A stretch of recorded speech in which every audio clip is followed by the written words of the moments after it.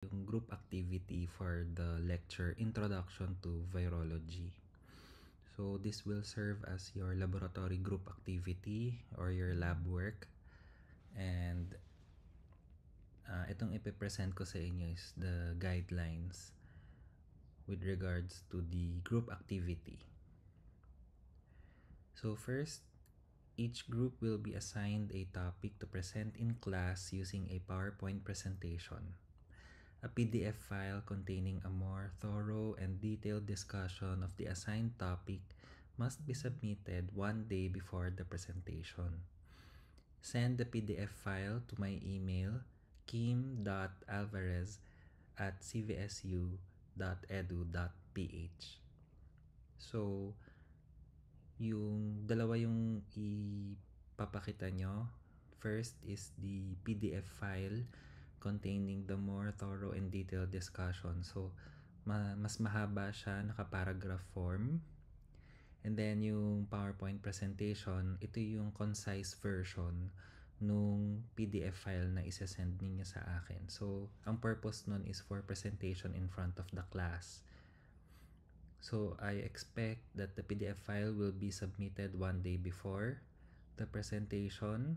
Otherwise, may deduction na kapag sinend nyo on the day itself or much later. Second, the contents of the written as well as the PowerPoint presentations are as follows. So, pakisunod po ito ng mabuti.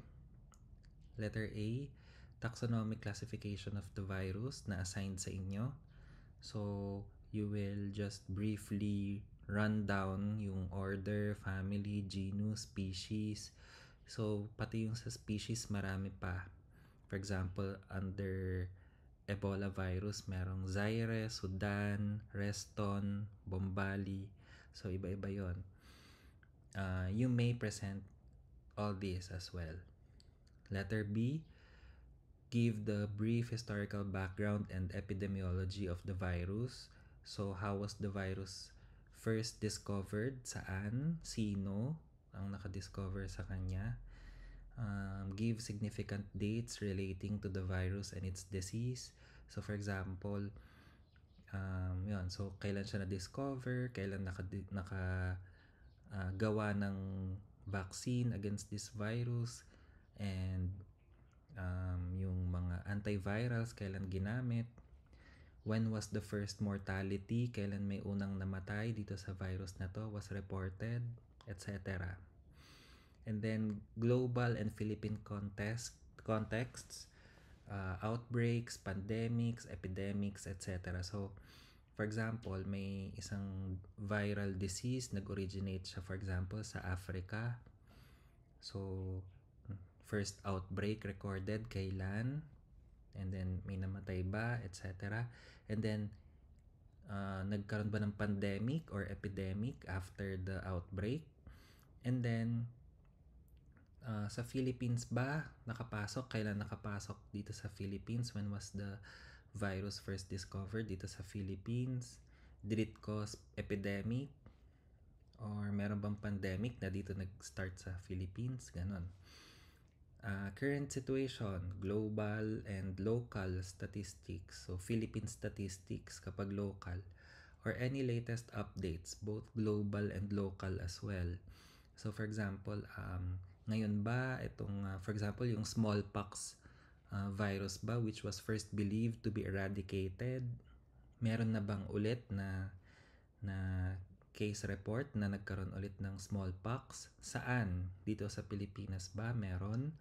Yung polio, for example, sa ibang bansa eradicated na, sa Pilipinas ba may polio vaccine, may polio disease ba ulit? So ganon. Yeah. Also, yan, yung success ng mga vaccines. Was vaccination successful dito sa Pilipinas, sa ibang bansa, US, Europe, etc. So, brief discussion of the virus. You will tell the class about the structure of the virus. Is the virus envelope, non-envelope, may capsule ba siya, icosahedral, helical, ganon. The genome, DNA ba siya, RNA, single-stranded, double-stranded, circular, linear. Also mention the important enzymes na meron itong virus na ito or pinoproduce supposedly yung virus inside the cell, proteins, etc. So, transmission, person to person ba ito? Contact, sexual, exchange of fluids, vector-borne, for example, mosquito bite, tick, ganyan. And then viral replication. So, once the virus has entered your system, saan siya pumapasok? Sa skin ba, respiratory, gastrointestinal, and then how it enters the cell, how it replicates inside the cell. Yon. Pathogenesis, host response, course of the entire viral illness from beginning to end, prognosis, etc. So, how the virus first caused the infection, and then kung ano yung response ng host or nung katawan natin dun sa infection na yon. So, was there release of interleukin or cytokines? Tapos, sino yung nagme-mediate? T lymphocyte, B lymphocyte, etc. And then, ang ano ba nito? Ang course ba nito ng viral illness? Is it acute? After mag-die down nung sakit, nung virus, okay na yung patient? Like for example, sa flu? Or does it continue to be a chronic illness, chronic viral illness? For example, hepatitis B can become a chronic viral illness. Or baka mamaya it can cause, ano pala siya, teratogenic pala siya. So, tulad ng hepatitis B, pwede pala siyang mag-transform into malignancy. So, from beginning to end, ano yung course ng viral illness? And prognosis, for example, mataas ba yung mortality rate niya? Mababa ang mortality rate? Yung morbidity ba permanent? For example, polio, permanent disability. 'Di ba? Nag-atrophy, nagkakaroon ng neuromuscular disease yung patient. Next, letter D, brief discussion of the treatment and management. So, signs and symptoms. You can include history and physical exam, especially nasa second year kayo ngayon, where history and physical exam is very important. So, ano ba yung history? Meron ba siyang history of travel? High risk ba siya kasi smoker siya, alcoholic beverage drinker siya, kaya high risk? The person or the patient engages in yung mga risky sexual behaviors, ganyan. Ano makikita sa kanya? Meron ba siyang rashes? Do you hear crackles kapag nag-auscultate ka? Etc. Diagnostic tools. So, screening tests. Ano ba yung mga paunang test na ginagawa? Confirmatory. What are the confirmatory tests to pinpoint yung virus? Gold standard tests. Available ba ito sa Pilipinas or sa ibang bansa lang, sa US lang or sa Europe lang merong ganon? So you can also mention that.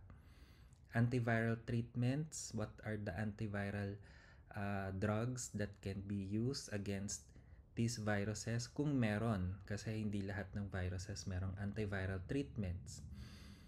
And then other treatments. So, pwede mo sabihin, supportive, kailangan ba ng fluids, symptomatic ba dahil sobrang lala nung symptoms ng patient, kailangan symptomatic relief. Can you give immunoglobulins, interferons, monoclonal antibodies, immunomodulators, and vaccines as part of the holistic treatment dito sa viral disease na assigned sa inyo. And then lastly, health teaching, public or community health teaching. So if, for example, you were in the position to educate the community or the public, what would you tell them? And then regarding dito sa sakit na ito. And then individual patients, for example, private patient ninyo in your own clinic, diagnosed itong patient with this viral infection, what will you tell them? So, ayun. And then, balik tayo sa guidelines. Third, one group member will be assigned as the leader, and this leader of the group will organize and give the assignments to all members, including his or herself.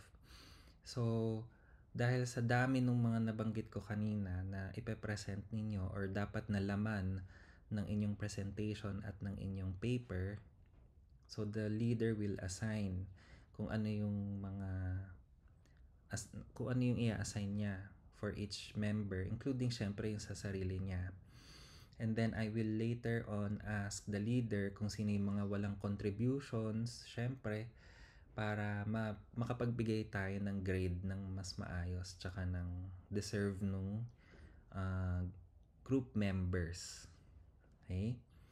Fourth, the use of AI or artificial intelligence, AI tools such as ChatGPT, Copilot, Gemini, Perplexity, etc., other AI tools.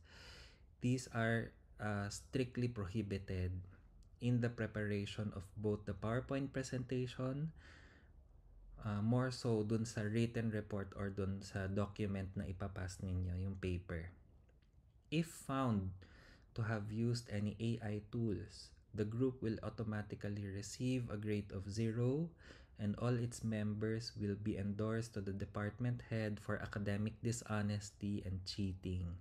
So considered as cheating ito para dito sa ating group activity. Lahat kayo pagka nalaman na may kahit isa sa inyo gumamit ng AI tool,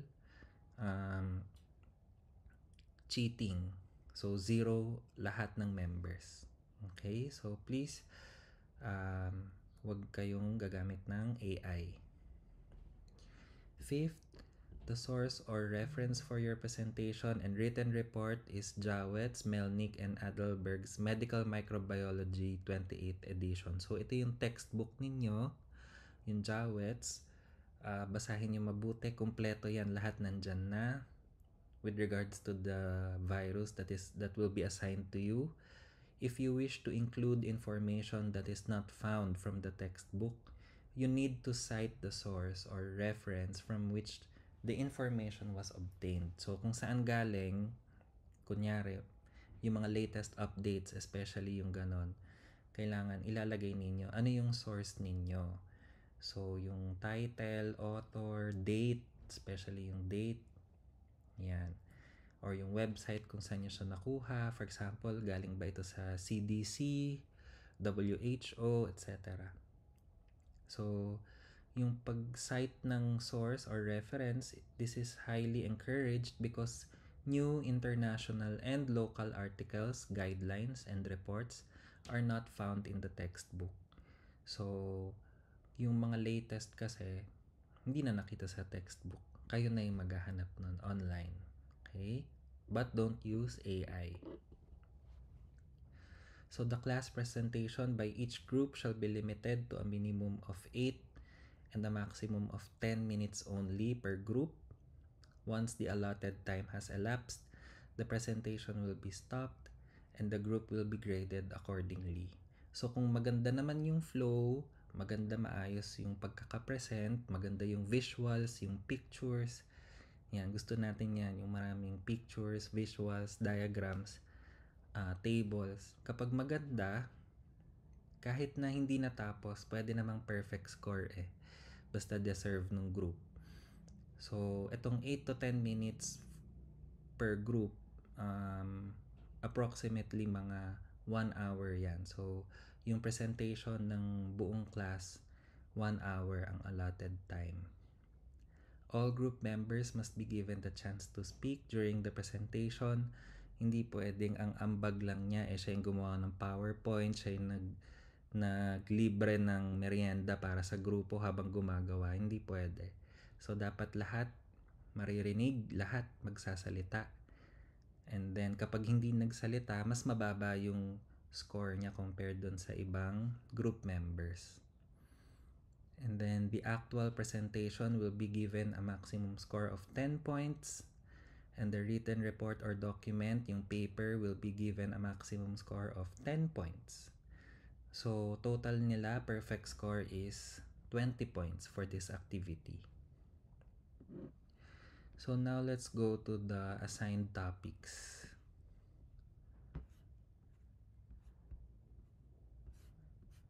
Okay, so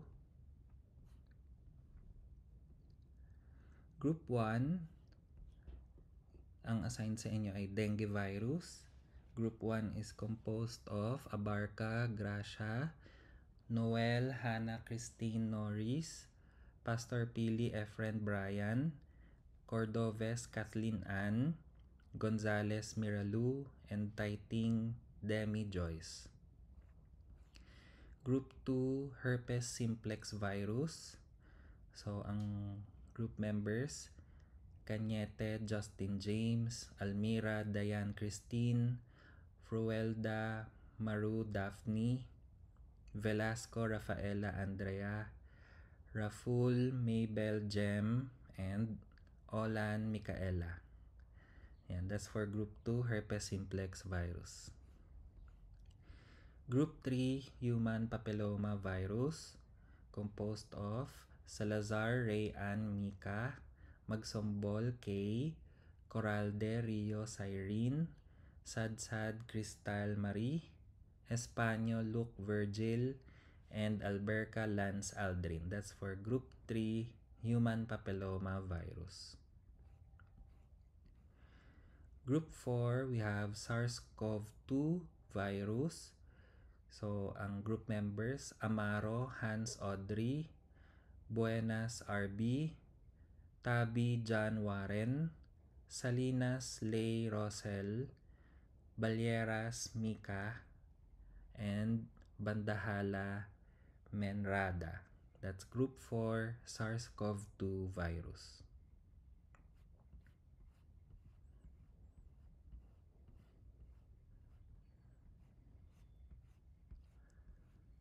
So next, Group 5, rabies virus, with group members, Villanueva, Christine, Daypuyart, Alan Anthony II, Supena, Ross Ann, Sumagingsing, Ziner May, Baihon, John, Sherin Louis, and Layaw, Isaiah Job. So, Group 5, rabies virus. Group 6 is human immunodeficiency virus. Again, Group 6, human immunodeficiency virus or HIV. So, group members, Sir Nicola, Jesse, Ronil, Garcia, Cian Luis, Ablanya, Jaya, Cabaños, John Philip, Tividad, Altea, and Santos, Brent. Group 6, human immunodeficiency virus. Group 7, monkeypox or mpox virus. Group members, Ayuban Merari, Constante, Nicalay Carmel, Novelo, Christine Joy, Payo Catrell, Bautista Kathleen Kelly, and Diaz Gavin Vance Rick. That is Group 7, monkeypox, mpox virus. And last, Group 8, Ebola virus. So, ang group members, mas kaunti. Austria, Gabriel Denise, Gallego Arabella, Comprendido Giberly, Ciruno Aline Nicole, and Saloman Al Einstein. That's Group 8, Ebola virus.